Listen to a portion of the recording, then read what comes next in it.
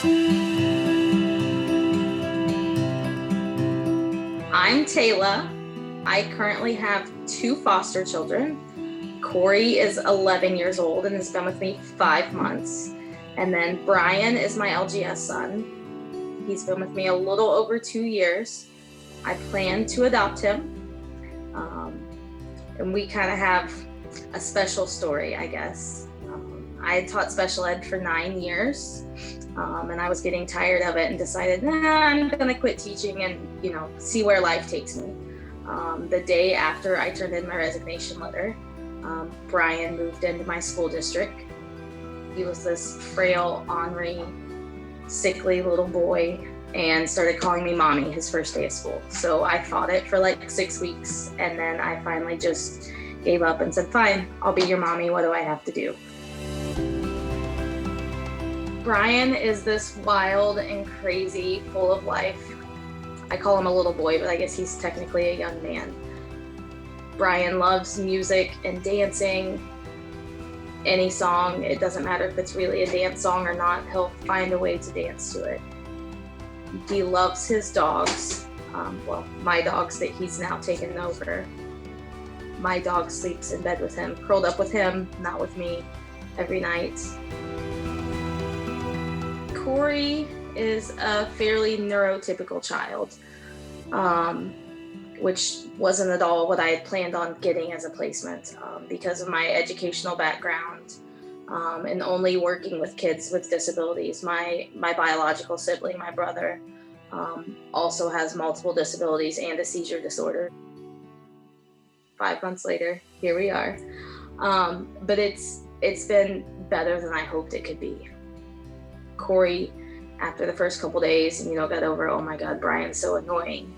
He instantly took Brian under his wing and really cares about him, and tries to help, teach Brian, like, no, this is what we're supposed to do. He helps Brian with everything. He wanted to learn how to put Brian's AFOs on, and just does anything he can to help Brian. Brian now has a feeding pump and a G-tube, and so Corey's learned how to program the pump and hook up Brian's feedings and just, help me take care of Brian. It's definitely been a change. My life now functions around all of Brian's specialist appointments and therapies and doctor's appointments and follow-ups and all these crazy things. I guess I kind of have an unfair advantage because I knew going into this, I knew Brian had LGS.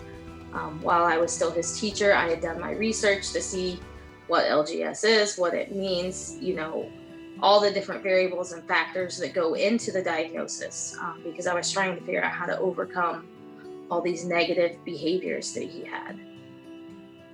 A lot of that was from childhood trauma, and obviously a lot of it's just because of LGS and the abnormal brain functioning and just, the cognitive and processing difficulties. We've had our ups and downs, as with any family with LGS or, any other serious health issues going on in a family. But overall, we've had way more ups than downs, and we don't take anything for granted. We live every day, like we don't know what tomorrow's going to bring. And, we try and make memories that last. So we just were in the hospital for 31 days. That was our 4th admission since April. So since April, I think we've spent almost 50 days in the hospital. Whenever my friends and neighbors and coworkers and stuff that live here nearby first met Brian, they were like, I had a couple people that I ended up getting really mad at, but they were like, Tayla, like, this isn't a good choice. Like, I don't think this is a good choice. Like, I don't think you understand. And I was like, no, it's a good choice because this kid has so much potential, but no one's given him a chance. No one has pushed him to be better. I said, so he's just been here. And I said, he lived in a horrible, horrible environment for 13 years. I said, so that's 13 years of bad behavior that I have to undo, and I have to teach him appropriate things. Just because your kid has a chronic lifelong diagnosis doesn't define their life. They can still grow and change and get better.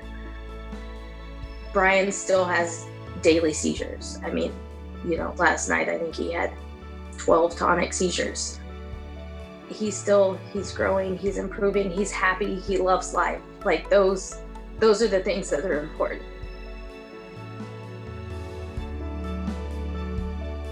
Reach out and read all the threads on the LGS private Facebook group, because there's amazing discussions that go on. Don't give up. Learn all that you can and fight for what you think is best for your kid. And try to make a memory every day, no matter how big or small.